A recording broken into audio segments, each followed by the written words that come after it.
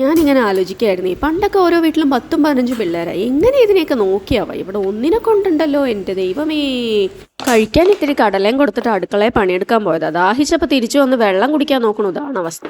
കഴിക്കാൻ കൊടുത്ത ആ കടലനെ മുഴുവനും എടുത്ത് വെള്ളത്തിലിട്ട് വെച്ചിട്ടുണ്ട്. എൻ്റെ വെള്ളവും നാശമായി, കടലയും പോയി. ഇതാരാ വെള്ളത്തിൽ? ഇതിലകത്ത ബോട്ടലിൽ ആരാ ഇട്ടത്?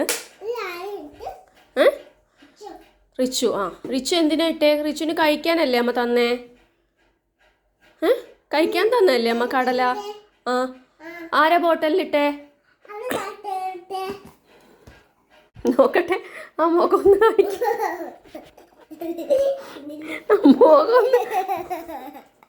ആ മുഖം ഒന്ന് കാണട്ടെ. എല്ലാ കുരുത്തക്കേടും ഒപ്പിച്ചിട്ട് അവിടെ ഇരുന്ന് കുണുങ്ങി കുണുങ്ങി ചിരിക്കുക. ഇതിന് എങ്ങനെയാ എന്തെങ്കിലും പറയാൻ തോന്നുക?